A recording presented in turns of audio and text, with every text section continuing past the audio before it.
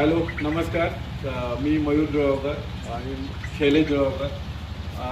आपण बघतो पॉडकास्ट निमित्त आज पहिलाच आमचा पॉडकास्ट आहे. पॉडकास्ट निमित्त दिवाळी आणि दिवाळीत बघतो आपण की शहराकडून बरेच कुटुंब एकत्र दिवाळी साजरी करत असतात. तर अशाच एका कुटुंबाला आज आपण भेट देतोय आणि अशाच दोन जे आमचे दादा आहेत त्यांच्या लिडरशिपमध्ये एक गावाकडे जुळगावकर कुटुंबामध्ये दिवाळी साजरी करते. तर आपण भेटूया मिस्टर सचिन जुळगावकर आणि मिस्टर सुशील जुळगावकर. सर्वांना प्रथमतः दिवाळीच्या खूप खूप शुभेच्छा. आणि माझं नाव सचिन जुळगावकर. एक कल्पना होती की बाबा आपण असं हे करायचं आहे आणि ती कल्पना सत्यात कशी येईल तर त्याच्यावर आम्ही फोकस केला. प्रथमतः फोकस केला म्हणजे असं एक प्रत्येकजण दिवाळी करतं. दिवाळी करतं म्हणजे हे आपले आपले स्वतःचं कुटुंब घ्या किंवा एकट्याच कुटुंबात दिवाळी करतं.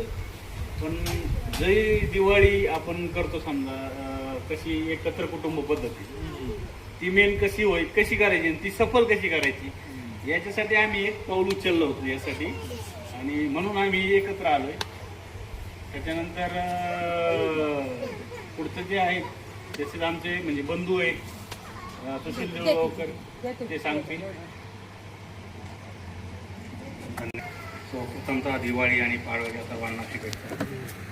जुळगावकर कुटुंब आपलं जे आहे ते आपल्या या एरणगाव गावामध्ये एक चांगलं स्थापित कुटुंब आहे.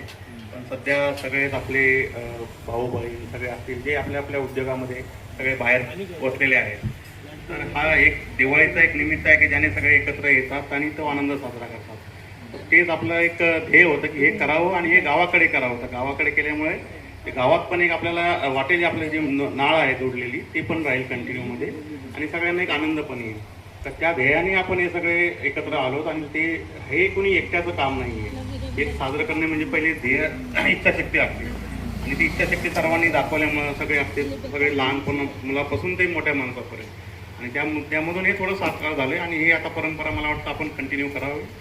ज्याला शक्य होईल. कधी कधी पर्सनल काही कामानिमित्त कधी कधी सगळ्यांना शक्य होत नाही पण जेवढे कुटुंब असतील तेवढ्यांनी शक्य करून याच्यात सहभाग घेतला त्यामुळे ही सफल होतंय असं दिसतंय. नमस्कार, मी शैलेश. आपल्याला दिवाळी आणि पाडव्याच्या भाऊबीजेच्या सर्वांना शुभेच्छा. आता मी सुशील मनदादा यांच्याकडून जाणू इच्छितो की आपला काही मनदादा आता आत्ताच्या दिवाळीमध्ये आणि पहिल्या दिवाळीमध्ये त्याच्यात फरक काय जाणवतो ते तुमच्याकडून जाणून घ्यायला आम्हाला आवडेल.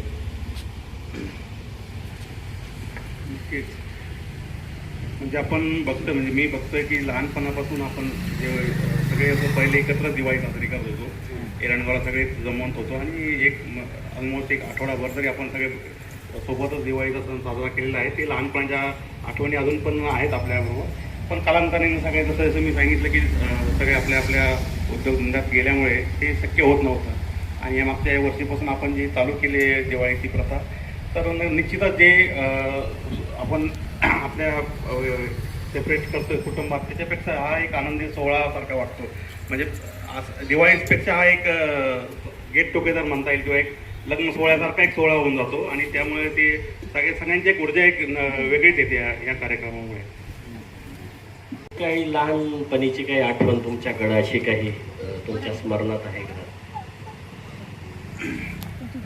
आठवणी तशा बऱ्याच असतील पण आता एक दोन सांगायच्या म्हटले तर आपण दिवाळी आपण सणापेक्षा एक पहिल्यापासून एक कौटुंबिक सोहळा म्हणूनच बघितलेला आहे. आणि जेव्हा सगळे जमत होते आपण तर त्यावेळेस आपल्या जे काही पण खेळ असतील आपले क्रिकेट असतील हे असतील त्यात आपण भरपूर याने सहभाग घेतला. इव्हन टुर्नामेंटला पण आपण बऱ्याचदा सहभाग घेतला. तर त्या आठवणी खूप आहेत. आपण खंडोबा मैदान पण गाजवलेले आहे बऱ्याच वेळेस. त्या आठवणीचाच मला जास्त करून आता येतोय. बाकीच आपल्या घरगुती तर आठवणी भरपूर असतात. मला वाटतं आपला जो सगळ्यांचा एक 11 जणांची टीम मिळून आपण एक मॅच घेतलेली आणि त्यामध्ये आपण सगळ्यांनी एक शर्तीने प्रयत्न केलेले आणि जिंकवलेली ते मला अजूनही आठवत आहे. ओके, पॉडकास्ट तर आपला रंगत आलाय. तर मला हे विचारायचं होतं पप्पू दादा का तुम्ही सुरुवात केली एकत्र कुटुंब पद्धतीने दिवाळीची तर यातनं सुरुवात तुमची संकल्पना कशी आली आणि याच्यात काय तुम्हाला अडचणी, काय सपोर्ट आला आणि तुमचं एकूण कुटुंब किती, ते थोडं सांग. कसं ज्यावेळेस एक संकल्पना सुचली आम्हाला, मी तो सुशील होता, आमचा एक मोठा भाऊ आहे तो विकास, तो एक होता, तिघा जणांना एक संकल्पना सुचली होती मागच्या वर्षीपासून की आपण दिवाळी तर करतोच आहे, गावाकडं करण्याच्या अगोदर आपण घरी करणारच होतो. पण घरी करणार होतो, सगळ्यांना माहित होतं की घरी करायची दिवाळी. तर मग आम्ही एक ठिकाणी एक संकल्पना ठेवली बा की आपण यावेळेस दिवाळी गावाकडेच करायची.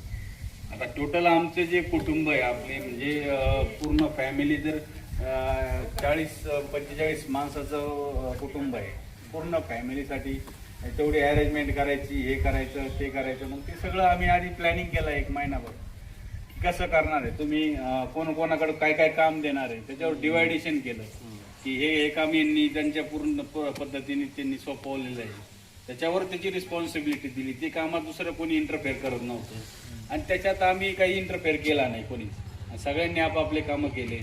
आणि कसं असतं, एक ज्यावेळेस तुम्ही वर्षभरानंतर जर तुम्ही एकत्र येत आहे, ती एनर्जी तुमची वेगळीच असते. ज्यावेळेस तुम्ही एकत्र येता ती एनर्जी वेगळी असते आणि ती एनर्जी घेऊन तुम्ही वर्षभर पुढं कॅरी फॉरवर्ड होतात. ज्यावेळेस तुम्हाला एनर्जी भेटते याच्यातून, एकत्र कुटुंब पद्धतीतून. आजकाल खेड्यात कोणी येत नाही आहे, कोणी म्हणतं दिवाळी नाही खेड्यात नको. पण आम्ही जे अनुभवलं आहे आतापर्यंत 2 दिवाळी, की खेड्यासारखं वातावरणच होत नाही कुठं दिवाळी करताना.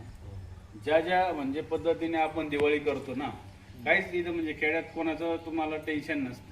पहिली गोष्ट, सिटीसारखं तुमचं व्हायलन्स नसतं. एकदम शांत पद्धतीने आपल्या पद्धतीने आपण दिवाळी साजरी करतो.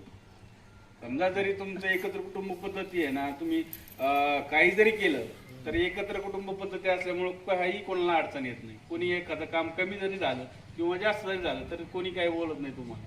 किंवा तुम्ही 12-1 वाजेपर्यंत जागी जरी राहिले. सिटीमध्ये कसं असतं, सिटीमध्ये ते होत नाही ना. हा, सिटीमध्ये तुम्हाला ते 10च्या नंतर तुम्हाला बंदच करावं लागतंय, बरोबर ना. तसं खेड्यात तुम्हाला कोण बोलणार हो? खेड्यात तुम्हाला नाही बोलू शकत ना कोणी, की काय तुम्ही 12 वाजेपर्यंत जागले काय आणि 1 वाजेपर्यंत जागले काय. त्यात तुम्हाला काही अडचण नाही. हे एक तुम्हाला प्लस पॉईंट आहे खेड्यात. आणि खेड्यातली संस्कृती तुम्ही आतापर्यंत बघितली का? गांधीजी काय म्हणायचे की खेड्याकडे चला, बरोबर ना. मग का बरं तुम्ही सिटीतच दिवाळी करता? खेड्याकडे या ना, बघा ना संस्कृती, बघा खेड्यातली. आजची जी एकत्र कुटुंब पद्धती जी रास होत चालली आहे, तुम्ही का नाही त्याला मग हे करत, प्रोत्साहन देत?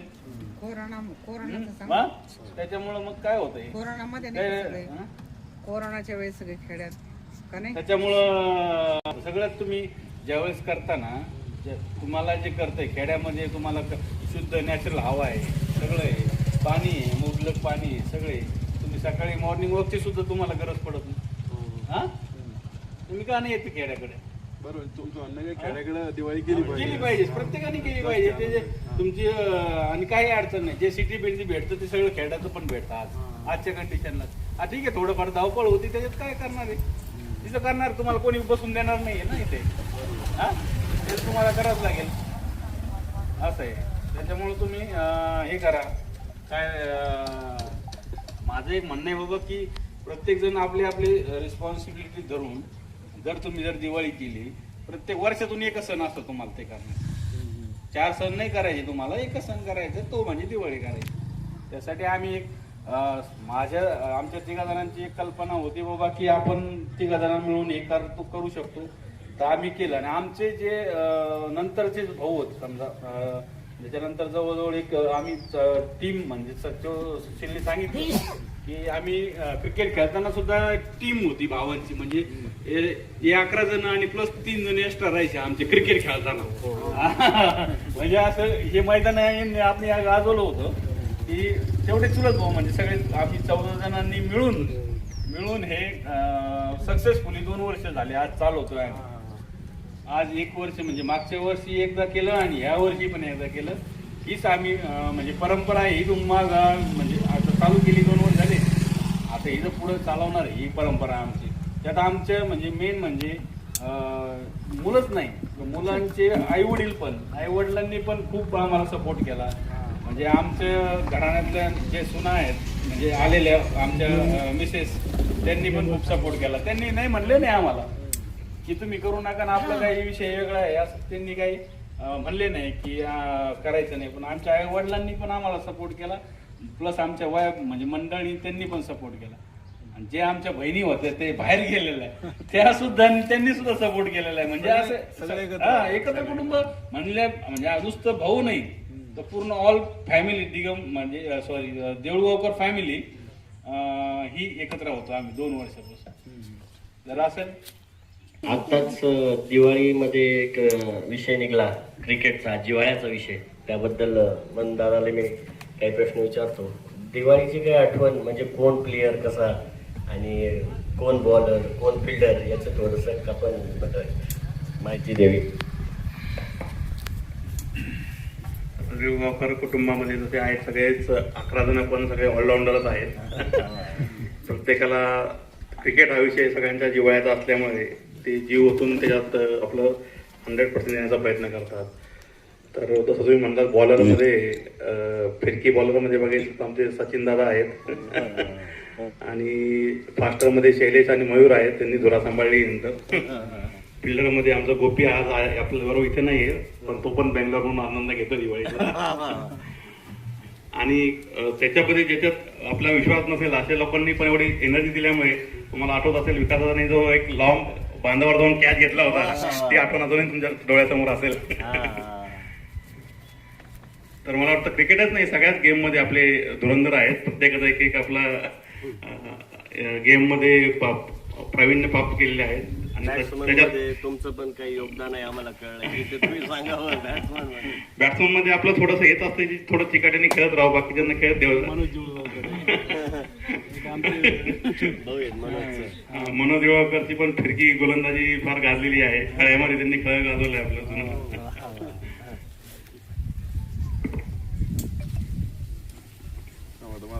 आता आपण दिवाळीचं निमित्त एकत्र आलोच आहोत सगळे. तर आताच मध्ये आपल्या 3-4 वर्षापूर्वी कोविड नावाचा व्हायरस कोविड आला होता. तर त्यानंतर तुमच्या आयुष्यात तुम्ही शहरात होत दोघं पण बाहेर तुमचं बाकी कुटुंब पण इकडे तिकडं. तर त्याचे काही रिलेटेड काही किस्से काही अनुभव दोघंही थोडे करून ऍड करू शकता. पहिलं प्रफुल्ल. एक 2 वर्षापूर्वी आपल्या इथे एक महामारीच आलं होतं थोडक्यात म्हणजे कोविडमध्ये लोकांना समजलं की जगायचं कसं जगायला किती लागते. मेन गोष्ट ती आहे जगायचं किती आणि जगायला किती लागते. कळलं लोकांना की कोविडने सगळ्यांना सांगितलं की तुम्हाला जगायला एवढंच लागते आणि तुम्ही तेवढंच कमवा. बरोबर. आणि माणसं कमवा. मेन म्हणजे काय सांगितलं माणसं. लोक येत नव्हते जवळ. कोविड असला का लोक जवळ येत नव्हते. आनंदाना म्हणजे विषय तो राहिला लांबच राहिला की माणूस माणसाला ओळखत नव्हतं त्यावेळेस त्या काळी असं म्हणजे त्या गोष्टी असं. त्यानंतर आमचं म्हणजे याच्यात एक बदलच झाला तो थोडक्यात एक आदल म्हणजे काय म्हणतात त्याला एक धडा आपल्याला मिळाला. फॅमिलीने सपोर्ट कसा केला तुमचा कोविड मध्ये आणि कोविड नंतर पण. कारण फॅमिली सपोर्ट खूप इम्पॉर्टंट होता. गावाकडं शहरात फरक होता तर त्याबद्दल काय सांगाल. फॅमिली खूप म्हणजे सपोर्टिव्ह एक केलं ना त्यांनी. सपोर्टिव्ह ज्याच्याकडे झालता कोविड त्यांना पूर्णपणे शक्य म्हणजे झाला म्हणजे असं हेच नाही झालं की प्रत्येकाला आमच्या फॅमिलीमध्ये कोविड झाला नाही म्हणजे कोणाला झाला नाही देवाच्या कृपेने. पण ज्यावेळेस फॅमिली सपोर्टिव्ह संध्याकाळी रोज संध्याकाळी आम्ही एक कॉल राहायचा आमचा की कसं आहे बाबा कसं आहे सिटीमध्ये काय हालचाल तुझं काय चालू आहे असं आहे तसं प्रत्येकाचा ग्रुप कॉल एक आमचा राहायचा. त्याच्यामुळं कोविड मध्ये आम्ही फुल सपोर्टिव्ह असायचो. काय घाबरायचं नाही काय नाही टेन्शन घ्यायचं. त्या कंडिशनमध्ये आम्ही सगळ्यांना सांगत राहायचो या गोष्टी या अशा करायच्या या झाल्यानंतर काय करायचं. एखाद्याला अडचण असेल बाबा की त्यांनी लगेच कॉलवर ग्रुप मेसेज टाकून द्यायचं मला हे अडचण येऊ राहिले होऊ राहिले. त्याला सजेशन पण आम्ही द्यायचो कधी की असं करून म्हणून जे घरगुती जे उपाय आहे ते करून घ्यायचे. त्याच्यामुळं आम्हाला ते कोविडचं एवढं सगळ्यांनंतर वाटलं की बाबा खरंच एकत्र फॅमिली आपण हे करायला पाहिजे. म्हणून आम्ही काय केलं मग नंतर गावाकडे आलो. गावाकडे आल्यानंतर हे एक संकल्पना चालू केली. याच्यात आपण आम्ही तर जुळलो पण आमचे जे लहान लहान मुलं आहेत त्यांना बी समजलं पाहिजे ना की एकत्र फॅमिली काय आहे. आज तर आपण ठीक आहे आपल्याला समजतंय पण आपल्या लहान मुलांना काय ते सिटीतच आहे ना, त्यांना काही नाही फक्त शाळा आणि घर. तिकडून ही संकल्पना आलेली आहे, संकल्पना एकत्र कुटुंब गावाकडे संकल्पना तिकडनं आली. लहानपणी आम्ही एकत्रच राहायचो, एकत्रच होतो. सुशील मी दोघ जण आम्ही उन्हाळ्यात सुट्ट्या द्यायचो इथे खेळायला, म्हणजे सुट्ट्या लागल्या का एरणगावला यायचो आम्ही. पण आमचं जसं जॉबवर इकडे बाहेर गेल्यानंतर एरणगावला येणं कमी झालं, म्हणजे गावाकडे येणं कमी झालं. आज वर्षातून एकदाच येतो आम्ही. त्यांना पण कळलं पाहिजे ना काय संकल्पना काय नाही. लहानपणीचा एक आता विषय म्हणून तुमच्याकडून जाणून घेऊ इच्छितो म्हणून आता की एका छोट्याशा गावातून एरणगाव या गावातून ते फॉरेन फिनलँड इथं तुमचं education mechanical engineer chemical engineer, तर तो प्रवास थोडक्यात आम्ही सगळे जाणू इच्छितो तुमच्याकडून.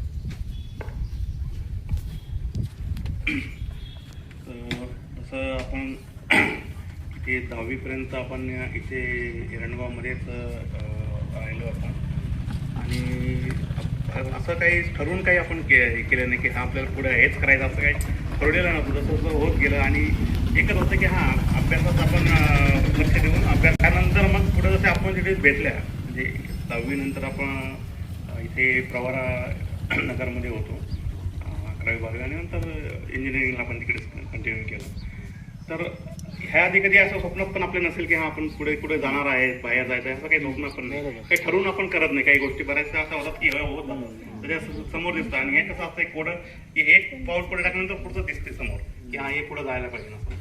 तर ह्या आठवणी तशा बऱ्याचशा आहेत. आता जर सांगत बसलं तर आपल्याला संध्याकाळ पण होईल.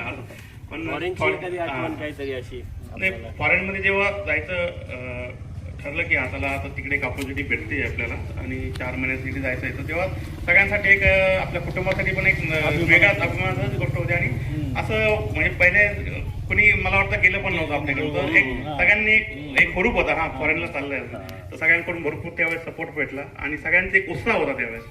तर तिथे गेल्यानंतर तिथल्या अडचणी होत्या, पण तिथं पण आपण मात करून तसं तिथली लाईफस्टाईल आणि इथल्या याच्यात बरंच फरक आहे. पण तिथे एकच आहे की लोकांची शिस्त असेल, त्यांची स्वतःची जी जाणीव आहे इथल्यापेक्षा थोडा बेटर आहे तिकडे. आणि जगण्याचं एक पद्धती तिकडची वेगळी आहे. तर तिथल्या काही गोष्टी चांगल्या शिकण्यासाठी पण भेटल्या आणि तिथल्या नॉलेजचा पुढं फायदा झाला असं म्हणता येईल. आणि त्या आल्यानंतर परत एक कुटुंबिक आपण एक सोहळा घेतला दिवाळीच्याच निमित्ताने रिटर्न आलेलो त्यावेळेस. तर तो एक आठवण आहे. जेव्हा रिटर्न आला तिकडून तेव्हा दिवाळीच होती आणि दिवाळीच्या निमित्तानेच मग आपण परत एकदा इकडे जमलो. तर तो पण एक चांगला सोहळा झाला होता परत आपल्या घरी गावाकडे. फॉरेनचं मी लहानच होतो जेव्हा म्हणून दादा फॉरेनला गेला होता, तर त्याचा आल्यानंतर ते मला किस्सा आठवतोय का त्याचे केस इथपर्यंत वाढले होते. तर ते केसाचं तेवढं फनी किस्सा आहे तो का इथपर्यंत केस वाढले होते, म्हणजे त्याचा काय किस्सा आहे. किस्सा तसा काहीच नाही. जसं आपल्याला इथे काही गोष्टी एकदम मुबलक भेटतात त्याची आपल्याला किंमत नसते. गावांमध्ये असतील किंवा आपल्या भारतामध्ये आहेत भरपूर गोष्टी आपल्याला मुबलक भेटतात. तसं तिकडे प्रत्येक गोष्टीसाठी तुम्हाला एक किंमत मोजावी लागते, वेळ द्यावा लागतं.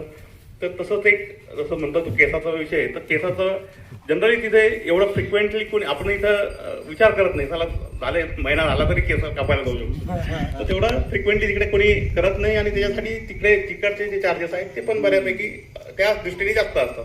तर बरेचसे माझे तिथे जे मित्र झाले होते त्यांनी पण तो एक अवलंबला होता की ते पण म्हणजे की त्याला केस वाढवूया. म्हणलं मी पण कधी केस वाढवायचा कधी प्रयत्न केला नव्हता. त्यावेळेस म्हणलं तर आपणही आता हे आहेत 4 महिने जेव्हा बघूया काय होतं की कसं एक दिसतं. तर त्यामुळे लुक पण भरपूर चेंज झालेला.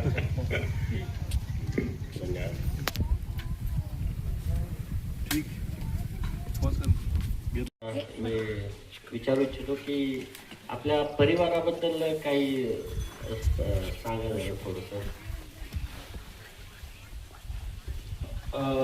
परिवारामध्ये कसं माझे जे आजोबा होते ते इथे एरणगावमध्ये एक ग्रामसेवक म्हणून गव्हर्नमेंट सर्वंटला होते. मग ते इथं असल्यामुळे त्यांना 2 भाऊ होते. 2 भाऊ आणि ते 3 जण असले तर त्यांनी कधी वेगळी दिवाळी नव्हती केली. एकत्र फॅमिली कुटुंब होतं. आणि मला जो एक म्हणजे 5 काका आहेत. टोटली सगळे 5 काका आहेत. मला वडील धरून 6 जण आहेत. आणि त्यांनी पण सुद्धा एकत्रच कुटुंब पद्धती चालवलेली. फक्त आम्ही आपलं बाहेर सगळेजण आता जॉबला जातोय बाहेर, फक्त तेवढंच एक आहे की आम्ही फक्त बाहेर जॉबला असल्यामुळं आमच्याकडून नव्हतं होतं ते. यावेळेस आम्ही चालू केलं. माझे चुलते एक पुण्याला राहतात, त्याच्यानंतर वडील आहेत, वडील संभाजीनगरला राहतात. त्याच्यानंतर माझे एक 3 नंबरचे काका आहेत, ते फक्त गावाकडे असतात, ते एकटे. 4 नंबरचे काका आहेत ते पैठणला, 5 नंबरचे काका आहेत ते शाहूगावला असतात. म्हणजे असे वेगवेगळ्या ठिकाणी 5-6 जण इथं आहेत समजा, असं या ठिकाणी आहेत. त्यांचे पण मुलं जे आहेत ते सगळे कोणी पुण्याला आहे, कोणी मुंबईला आहे, असं वेगवेगळ्या ठिकाणी आहेत.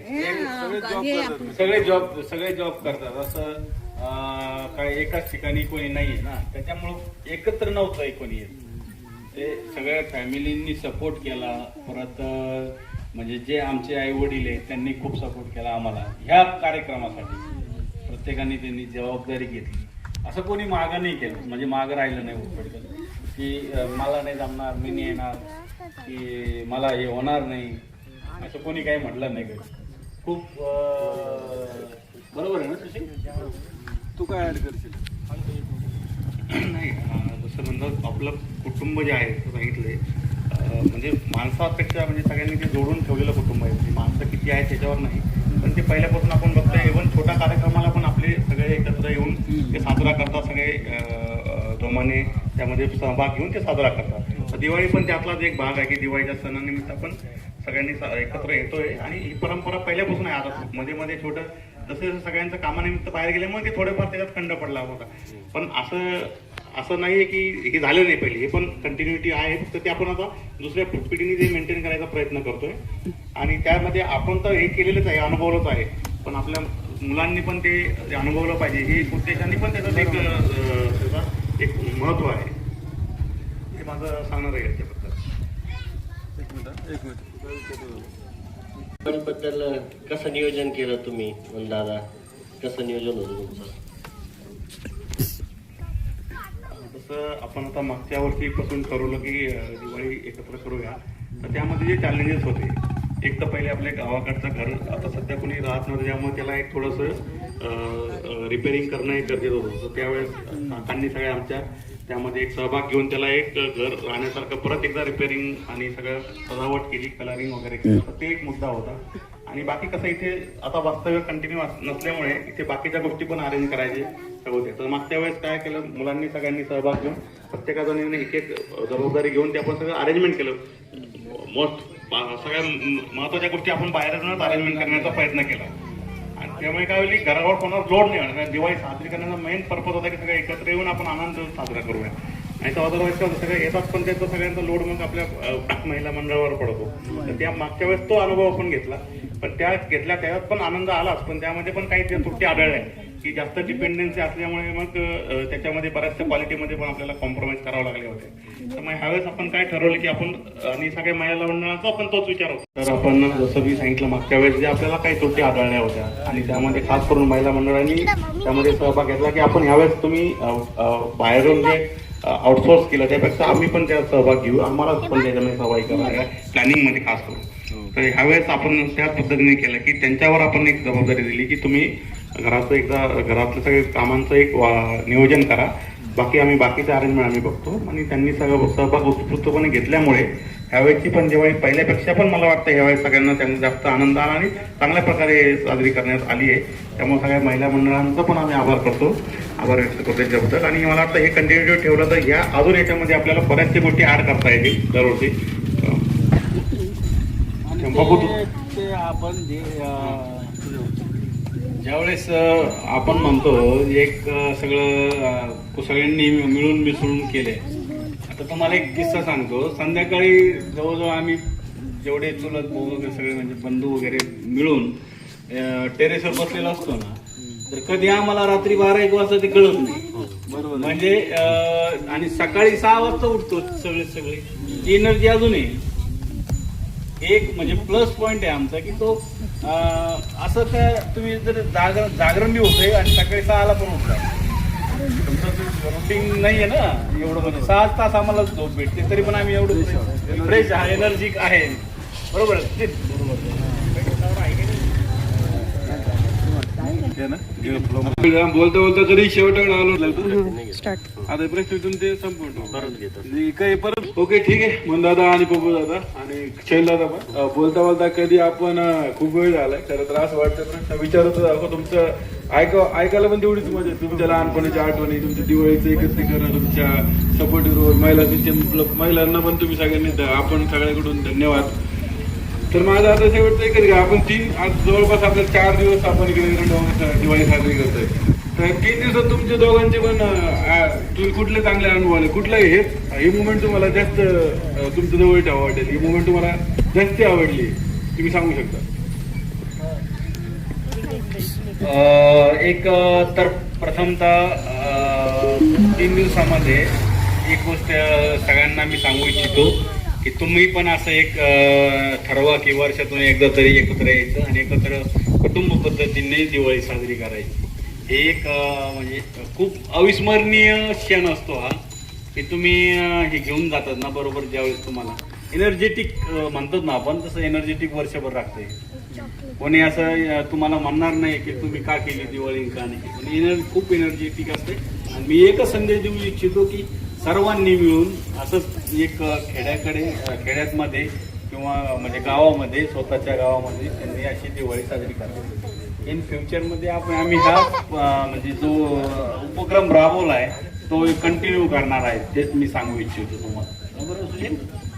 बरोबर. म्हणजे आम्ही नेहमी सगळे तुमच्याकडे बघूनच आम्ही म्हणजे आम्ही सगळे तुमच्याकडे बघून चालत असतो तुम्ही आमच्या आयडॉल नसताना तर आम्हाला म्हणजे आम्हाला दोघांना पण आमचे बाकी पण खूप लहान भाऊ आहेत मला वाटतं आपण सगळेजण 12 भाऊ आहोत बहीण भाऊ तर मग आम्हाला सगळ्यांना काय तुम्ही संदेश द्याल तुम्ही म्हणजे आम्ही काय केलं पाहिजे भाऊ आणि तुमचं फनी इन्सिडेंट पण सांगून द्या.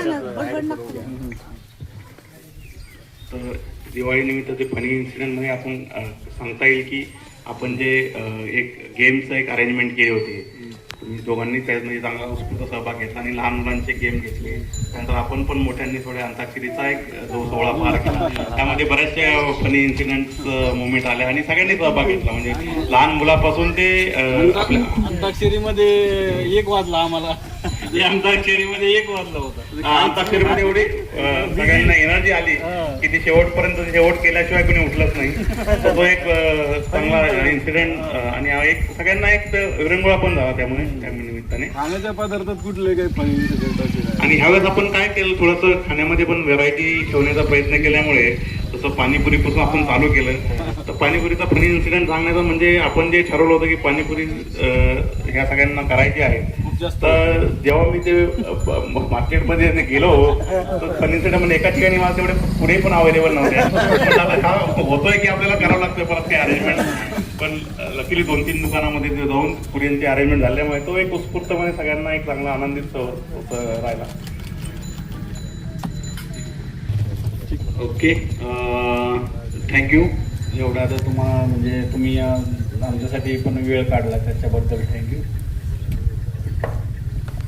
नाही खरंच ह्या जो कार्यक्रमाचा एक ॲनॉन केला हा कार्यक्रम आपल्या एक्सपेक्टेड नव्हता पण हा आणि ह्याच्यामुळे थोडी अजून एक ऊर्जा आली याच्यामध्ये आणि मला वाटतं याच्यामध्ये जो दिवाळीचा प्रोग्राम आहे किंवा हा जो सोहळा आहे कौटुंबिक हा नॉट ओनली दिवाळीत पण असं कुठला पण आपल्याला जो एकत्रित कुटुंबाचा सोहळा असेल त्यामध्ये एवढ्याच उत्स्फूर्तपणे आपण सगळ्यांनी सहभाग घेतला तो अजून एक सोहळ्याचा एक स्वरूपच बदलून जातो. तर मला वाटतं पुढे हे आपण कंटिन्यू ठेवण्याचा सगळ्यांनीच प्रयत्न करूया. सगळ्यांचे काही पर्सनल अडचणी येऊ शकतात पण ही प्रथा जी आहे आपण कंटिन्यू ठेवावी पुढच्या वेळेस पण. आणि काय सगळ्या आपल्या कुटुंबाच्या निमित्ताने आभार मानतो की त्यांनी सगळ्यांनी आपला छोटा खारीचा वाटा उचलल्यामुळे हे शक्य झालंय. तर सगळ्यांनीच म्हणजे असं कोणाचं प्रत्येक नाव घ्यायची गरज नाही प्रत्येक लहान मुलापासून ते मोठ्या यांच्यापर्यंत त्यांनी याच्यात सहभाग घेतला आणि याला सगळ्यांनी एक कार्यक्रम सगळ्या व्यवस्थित पार पाडला. त्याच्या सगळ्यांना शुभेच्छा देतो. पुढच्या वर्षीसाठी आपण परत एकदा प्लॅनिंग जोमाने करूया. याच्यासाठी पण सगळ्यांना परत मी आमंत्रित करतो. आपले कुटुंब जे पण आता ह्यावेळेस मिस झाले ते पण जोमाने परत एकदा याच्यामध्ये सहभागी होतील याची अपेक्षा करून आपण परत एकदा थोडंसं याला अजून एक स्वरूप नेक्स्ट लेवलला घेऊन जायचा प्रयत्न करूया. धन्यवाद. आणि तुमचं मार्गदर्शन आम्हाला चांगलं लागलं तर त्यासाठी खूप खूप धन्यवाद. तर मयूरनी पण साथ दिली आम्हाला चांगली तर मी साथ दिली असं म्हणता येईल त्यांना. तर चला, सगळ्या देऊळगावकर फॅमिलीकडून पुन्हा एकदा दिवाळीच्या शुभेच्छा आणि तुमच्या दोघांचे धन्यवाद. थँक्यू.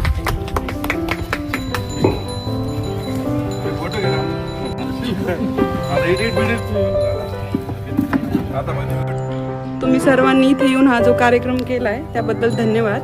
आणि हा तुमचा पॉडकास्ट शूट करण्याची आज मला संधी मिळाली, सो थँक्यू. आणि छान केलंय तुम्ही परफॉर्मन्स, अजून चांगलं करताल याची मला गॅरंटी आहे. सर्वांचे खूप खूप धन्यवाद. सर्वांचे खूप खूप धन्यवाद.